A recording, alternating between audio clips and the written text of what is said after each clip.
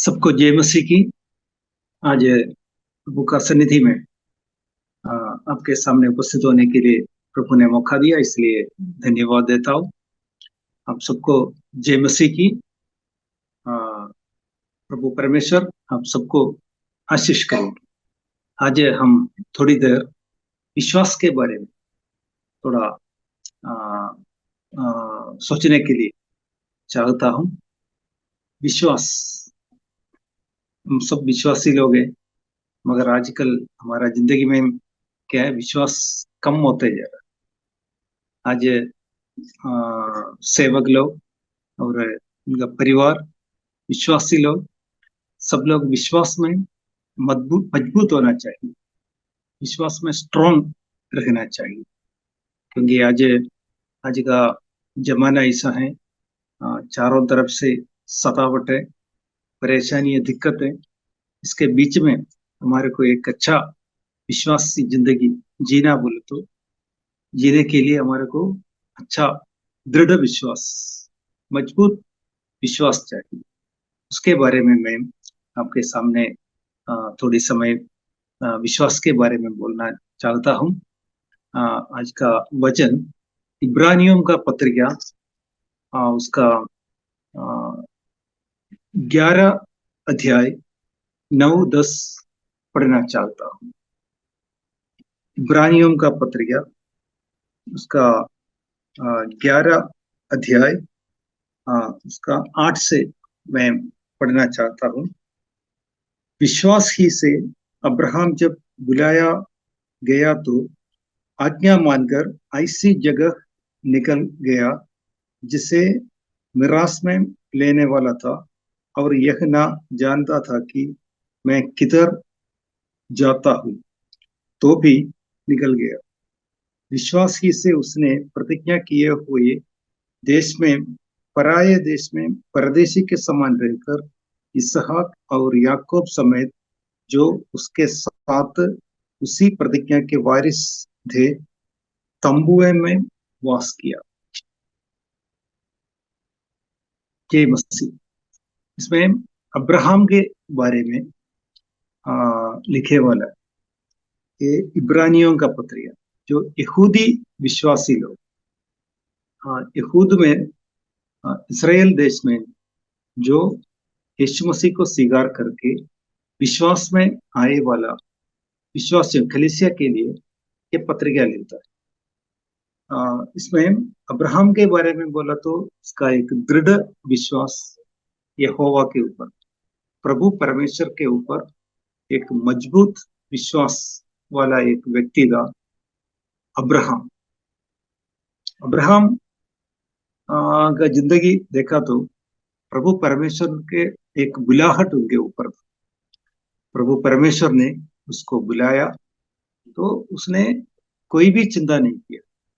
प्रभु परमेश्वर ने उसको बोला, यहोवा ने बोला, मैं तुम्हारे को दिखाने के लिए तुम्हारे को बुलाए वाला एक देश में जाने के लिए तैयार हो जाए। हम हमारे हमारे को कोई ऐसा बात बोला तो हमने 100 बार सोचेंगे कि कौन सा देश में जा रहा है, वहाँ कैसा है, वो देश कैसा है, वहाँ रहने के लिए कुछ सुविधा है क्या, और खाना पीना मिलेगा, और आने जाने का व्यवस्था है। सब कुछ 100 सवाल हम उठाएंगे। आज भी हम इंसान है, हम बहुत सोचने वाले हैं। मगर अब्राहम का जिंदगी देखा तो प्रभु परमेश्वर ने इतना बोल दिया, मैं तुम्हारे को दिखाने के लिए तुम्हारे लिए एक देश तैयार किए वाला है, आप तैयार जाने के लिए तैयार हो गए। तो निश्चिंता से, कोई भी चिंता नहीं उनको था। वो 100 सवाल यहोवा के सामने वो नहीं उठाया, वो तैयार होके जल्दी वो देश में गया। वहां हर एक देश में गया, उनको रहने के लिए वहां कुछ मकान नहीं था।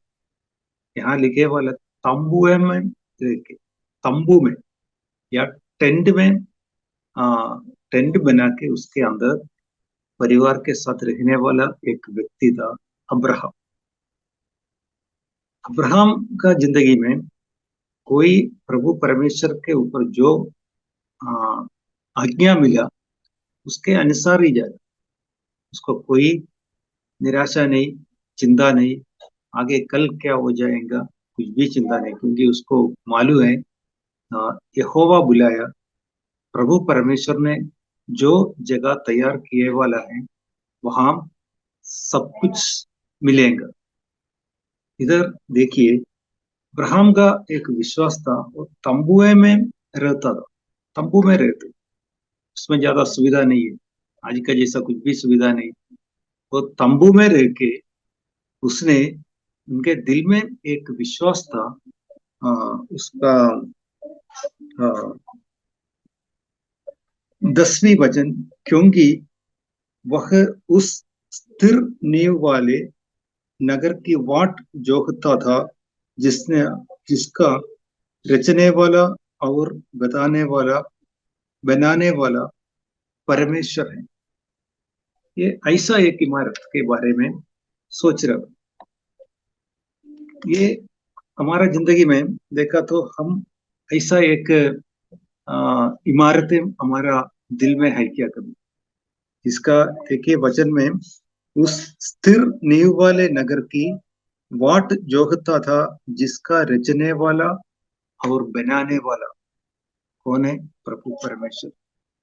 इसका डिजाइनर, उसका आर्किटेक्ट, उसका इंजीनियर, कॉन्ट्रैक्टर, सब कुछ कौन था? यहोवा था। ऐसा एक आ, इमारत है, ऐसा एक बिल्डिंग, ये प्रभु परमेश्वर ने तैयार किए वाला। ये कब था? ये कब था? ये बीसी में था। आज ही तो हमारे को सारे टेक्नोलॉजीज है, हमारे पास सब कुछ है, हमारे को आगे का जानने वाला क्या क्या है वो सब सोचने के लिए कई तरीके से टेक्नोलॉजी है। वो बीसी में देखा तो ऐसा कोई टेक्नोलॉजी नहीं, कुछ भी टेक्नोलॉजी नहीं। बीसी के जमाने में उनका विश्वास था, हमारे लिए एक स्वर्ग में ऐसा एक इमारत है यहोवा ने बनाया, उसका रचने वाला, उसका नींव डाले वाला सब कुछ कौन था? प्रभु परमेश्वर। अब्राहम के बारे में और कुछ अ, दो शब्द और मैं बोलना चाहता हूँ। उसके लिए एक वचन हम ले लेंगे, उत्पत्ति का किताब 12 अध्याय का 1 से 3 तक आपको आपके सामने पढ़ना चाहता हूँ। Genesis chapter 12, 1 to 3।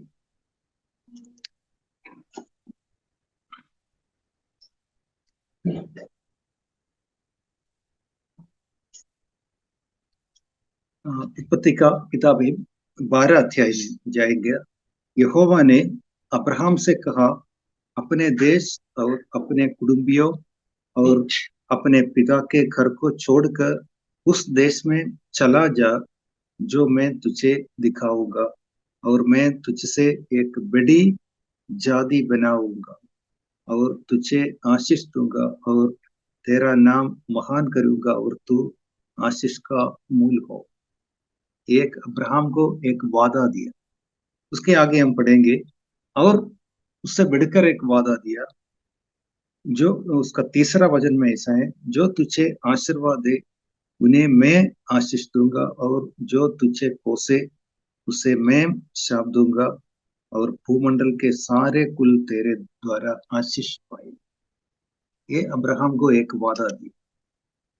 अब्राहम को उस समय एक बेटा नहीं है, उसको नया पीढ़ी नहीं है। ये इतना साल, 100 साल में, 100 साल तक अब्राहम ने प्रभु परमेश्वर का वादा के लिए इंतजार किया, और सारा भी, उसका उम्र 90 साल तक वो इंतजार किया। इतना लंबा विश्वास अब्राहम को था। ये जो वादा हर एक विश्वासी की, अब्राहम जो वादा बीसी में दिया, इसका मतलब उधर खत्म होने हुआ नहीं। आज भी ये 2024 में भी वो वादा लागू है, हमारे लिए वादा है। जो तुझे आशीष दूंगा मैं उसको आशीष करूंगा, मैं तू तुझे तुझे कोई श्राप दिया तो मैं उसको श्राप देगा। तो सारे जातियों तुम्हारे लिए, तुम्हारे वजह से आशीष हो जाएंगे। इसलिए हम अब्राहम को कहता है फादर ऑफ नेशन, सारे जातियों का, सारे विश्वासियों का पिता कहता है। ये अब्राहम को उस समय बच्चा नहीं था, और सारे विश्वासियों का पिता बोला तो विश्वास विश्वास योग एक इंसान के दिमाग से देखा तो कोई विश्वास योग्य नहीं, मगर फिर भी उसके ऊपर जो अनदेखी वस्तुएं के ऊपर अब्राहम ने विश्वास किया। देखा नहीं, अब्राहम को प्रभु परमेश्वर ने बोला कि सारे विश्वासियों का, सारे देश का, सारे जातियों का पिता तो बनेगा। तो उसके ऊपर विश्वास, सिर्फ विश्वास किया, अनदेखी वस्तु के ऊपर अब्राहम ने विश्वास किया। और एक वचन मैं पढ़ना चाहता हूँ, उसके बाद यहोवा और अब्राहम को और एक बार बोल दिया। उत्पत्ति का किताब है, उसमें 18 अध्याय पहला वचन हम देखेंगे। उत्पत्ति का पुस्तक 18 अध्याय पहला वचन। अब्राहम ममरे के बांछ वृक्षों के नीचे बीच कड़ी धूप के समय तंबू के द्वार पर बैठा हुआ था, तब यहोवा ने उसे दर्शन दिया। तो ममरे का बगीचा में था, तब यहोवा ने दर्शन दिया। और उसका 10वीं वचन देखा तो एक आशीष भी, एक भविष्यवाणी भी दिया है। 10वीं वचन ऐसा है, उसने कहा, मैं वसंत ऋतु में निश्चय तेरे पास फिर आऊंगा और तेरी पत्नी सारा के एक पुत्र उत्पन्न होगा। ये वादा और प्रभु परमेश्वर ने दे दिया, वो विश्वास से स्वीकार कर लिया। जैसा प्रभु ने, परमेश्वर ने वादा दिया, वैसे ही हो गया। अब्राहम को 100 साल उम्र वाला अब्राहम को, या 90 साल उम्र वाली सारा को एक इसहाक जन्म दिया।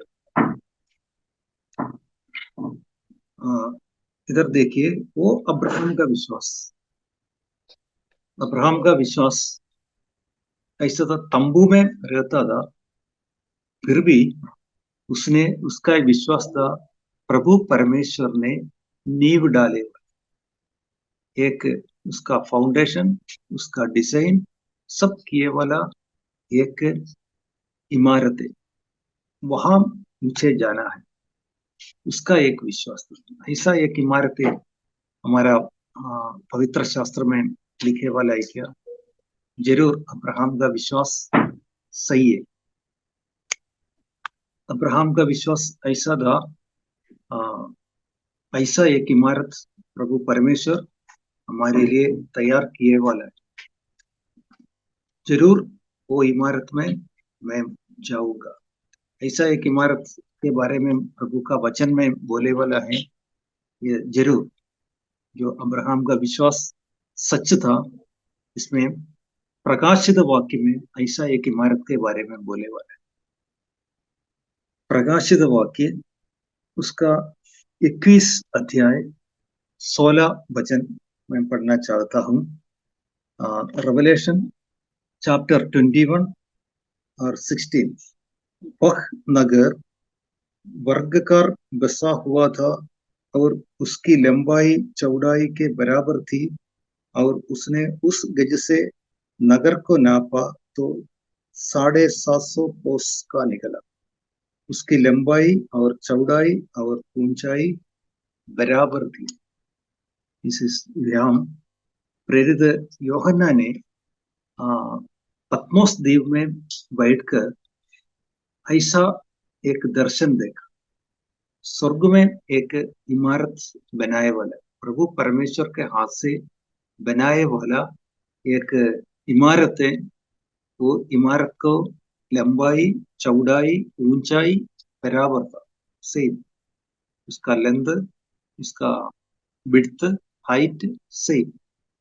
ऐसा एक इमारत स्वर्ग में बनाए वाला है बोल के यूहन्ना ने एक दर्शन दिया, तो यीशु मसीह ने उनको पत्मोस द्वीप में ऐसा दर्शन दिया। इसमें 750 कोस बोल के पवित्र शास्त्र में है। हम अंग्रेजी बाइबल केजेवी वर्षन हम देखा तो उसमें ऐसा लिखे वाला 1200 माइल, ऐसा स्वर्ग में एक बड़ा इमारत, बड़ा बिल्डिंग देखा 1200 माइल्स। तो किलोमीटर के हिसाब से देखा तो उसका लंबाई इतना 2500 किलोमीटर है। कोई आपका दिमाग में ऐसा एक बिल्डिंग के बारे में आप कभी सोचा? अभी बड़े बड़े शहर में गया, जैसे मुंबई दिल्ली जैसा बड़ा बड़ा शहर में गया तो बड़ा बड़ा अपार्टमेंट दिखाई देता, उसमें 20 मंजिले, 25 मंजिले, 30 मंजिले, ऐसे बड़े इमारतें। अगर जब आप अरब देश में गया तो वहां एक बुर्ज खलीफा बोल के एक इमारत है, उसको 1.5 किलोमीटर ऊंचाई, ऐसा एक इमारत बुर्ज खलीफा 1.5 किलोमीटर, उसमें कई मंजिलें। यहाँ जो स्वर्ग में एक इमारत ऐसा है, 2500 किलोमीटर लंबाई, चौड़ाई और ऊंचाई। अगर 2000 किलोमीटर के हिसाब से आप पकड़ा तो देखिए, अ, हम देखा तो जैसे आप साउथ में से निकला तो आप हैदराबाद से निकला या बेंगलुरु से निकला तो आप कहाँ तक पहुंचेंगे? दिल्ली तक पहुंचेंगे, नहीं तो इधर बिहार तक पहुंचेंगे। इतना लंबाई, इतना किलोमीटर, 2500 किलोमीटर दूर बोले तो बहुत बड़ा है। और उसका चौड़ाई भी 2500 किलोमीटर और ऊंचाई भी 2500 किलोमीटर। इतना बड़ा इमारत कोई बिल्डर बना सकता है? नहीं, ये पृथ्वी में असंभव है। इतना कोई भी कॉन्ट्रैक्टर, कोई भी इंजीनियर, कोई भी आर्किटेक्ट अभी तक ऐसा एक इमारत डिजाइन नहीं किया। उसमें ऊंचाई 2500 किलोमीटर या पवित्र शास्त्र के अनुसार 1200 माइल्स। उसमें कितने मंजिलें रहता है? अब नॉर्मली आप देखा तो एक एक फ्लोर, एक मंजिले बोल तो 4, मैक्सिमम 4 मीटर होता है। उसको 2500 किलोमीटर लंबाई में कितना मंजिले आता आपको मालूम है? 625 मंजिले आता। 625 इंटू 4 देखिए, तो 2500 किलोमीटर या 1200 माइल हो सकता है। इसके मतलब ये जो बिल्डिंग में आदम से लेके आज तक प्रभु में मरे वाला सभी लोगों को रहने का व्यवस्था है। इतना सारे कमरा है, 625 मंजिले में कितना कमरा रहे? शायद सब लोग ऐसा एक संदेह पूछेंगे, ये मरे वाला लोग सब स्वर्ग में गया तो कहाँ रहेंगे, उसको रहने का सुविधा है क्या? जरूर। अब्राहम ने विश्वास से वो इमारत देखा। वो प्रेरित योहन्ना को यीशु मसीह ने पत्मोस द्वीप में वो इमारत का दर्शन दिया। वो अब्राहम का विश्वास, वही इमारत में रहेंगे। वो अब्राहम कहाँ रहता था? तंबू में रहता। ये पृथ्वी में तंबू में रह के उसका दिमाग में ऐसा एक इमारत उनका दर्शन में था, स्वर्ग में इतना बड़ा इमारत, उसमें रहने का। हम सब इंसान है, हमारा विश्वास क्या है? कुछ दिन पृथ्वी में रहेंगे, कुछ नौकरी करेंगे, घर बनाएंगे, कुछ पैसा कमाएंगे, जमीन ले लेंगे, बस चले जाएंगे। ऐसा नहीं। अब्राहम का विश्वास ऐसा था, प्रभु परमेश्वर ने नींव डाले वाला, रचे वाला, डिजाइन किए वाला एक इमारत, वहां जाने। यीशु मसीह भी हमारे लिए बोला, जब स्वर्ग में जाने के पहले शिष्य को बोला, वचन पढ़ा तो मालूम है, मैं मेरा पिता के पास जा रहा हूँ, वहां आपके लिए रहने के लिए मकान तैयार कर। ऐसा अंग्रेजी बाइबल में मैंशंस लिखे हुए, आपको रहने के लिए मैंशंस मैं तैयार करने के लिए जा रहा हूँ। आपको स्वर्ग में रहने के लिए घर बनाने के लिए यीशु मसीह जा रहे। अब्राहम का विश्वास वही था, वही मकान में जाकर। तो इस दिनों में हमारा भी विश्वास ऐसा होना, ये मृत्यु के बाद मैं जरूर स्वर्ग में जाऊंगा। स्वर्ग में प्रभु परमेश्वर मेरे लिए एक इमारत तैयार किए हुए है। वो इमारत में क्या क्या सुविधा है? आज हम हमारा इमारत में कैसा है? बिजली का व्यवस्था है, लाइटिंग्स है, फैन है, एसी है। यहाँ हम प्रकाशित वाक्य में ये इमारत के बारे में ऐसा लिखे वाला है, तो मैं आपके सामने बताना चाहता हूँ। उसका 27 वचन, प्रकाशित वाक्य 21 अध्याय का 27 से मैं 22 से मैं पढ़ना चाहता हूँ। Revelation chapter 21-22। मैंने उसमें कोई मंदिर न देखा, क्योंकि सर्वशक्तिमान प्रभु परमेश्वर और मेमना उसका मंदिर है। उस नगर में सूर्य और चांद का उजियाला की आवश्यकता नहीं, क्योंकि परमेश्वर के तेज से उसमें उजियाला हो रहा है और मेमना उसका दीपक है। ये इमारत में ऐसी सुविधा है, इसमें सूरज और आ, रोशनी का कोई जरूरी नहीं, कोई लाइट का कोई जरूरी नहीं, क्योंकि यीशु मसीह वहां है। यीशु मसीह जहाँ है वहां उजियाला है। वो इमारत में लाइट का कभी कोई कमी नहीं है, क्योंकि वहां रात भी नहीं है। आज पृथ्वी में हमारे को रात है, दिन है, मगर स्वर्ग में ये जो इमारत, ये जो बिल्डिंग में कभी लाइट का शॉर्टेज, पावर कट नहीं रखेंगे, क्योंकि वहाँ 24 घंटे यीशु मसीह और पवित्र लोग वहाँ हैं।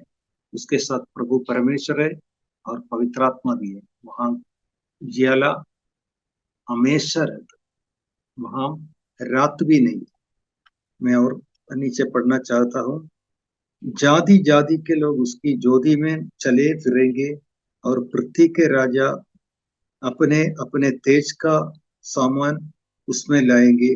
उसके फाटक दिन को कभी बंद नहीं होगा वहां, और रात वहां ना होगी।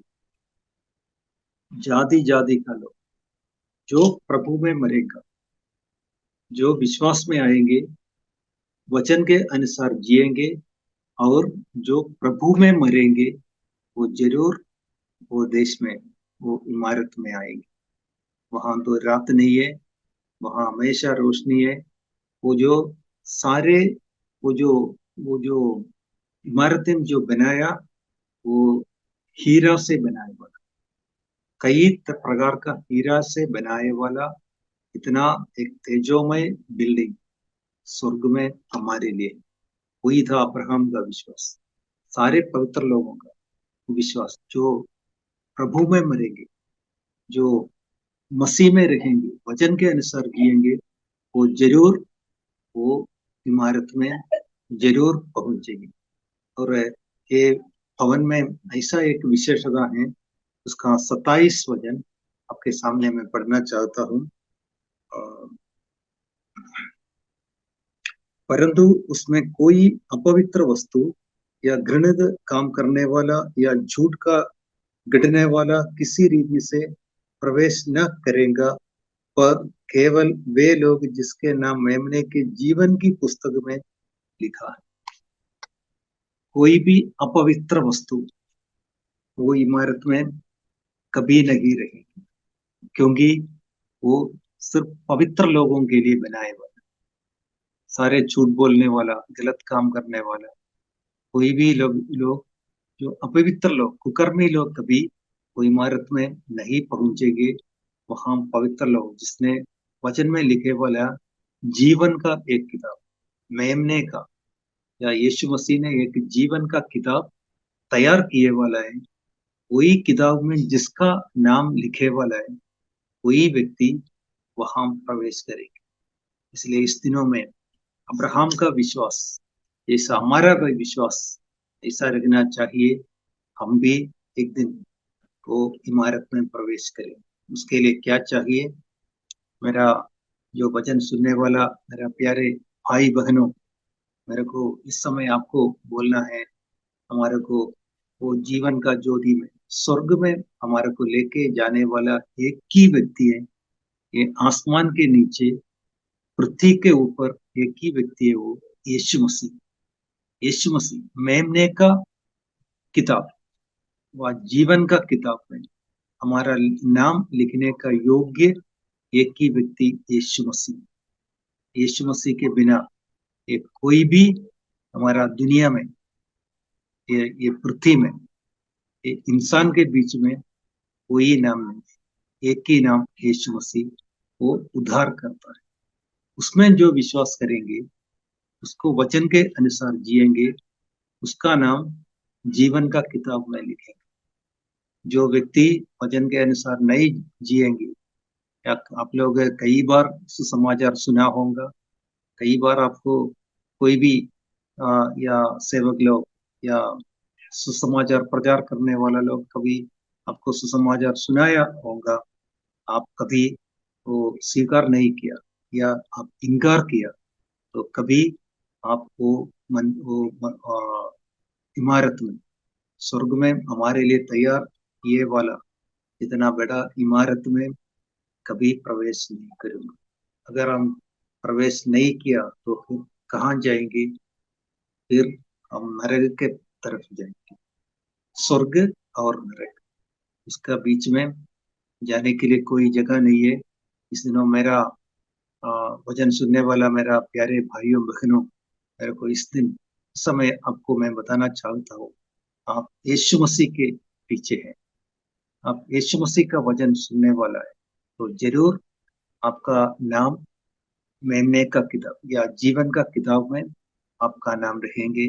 या आप ये सुसमाचार इनकार किया तो आपका नाम कभी वो जीवन का किताब में नहीं रहेंगे, आपको स्वर्ग में प्रवेश नहीं करेंगे।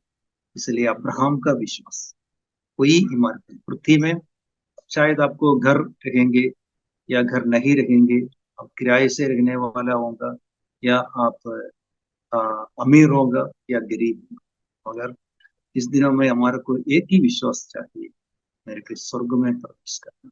तो आप यीशु मसीह का बात, यीशु मसीह का वचन के अनुसार आप जाओगे, जरूर आपका नाम जीवन का किताब में लिखेंगे। इस दिनों में मैं भी आपके लिए प्रार्थना करता हूँ, इस दिनों में सारे लोग, ये पृथ्वी में जितना भी इंसान हो, सभी लोग स्वर्ग में रहना, कोई भी आत्मा नष्ट नहीं होना चाहिए, कोई भी व्यक्ति नरक में जाना नहीं चाहिए, सभी लोग स्वर्ग में रहना। उसको एक ही रास्ता, हमारा विश्वास इसके ऊपर रहना चाहिए, यीशु मसीह के ऊपर, फिर आप आशीष हो जाएंगे।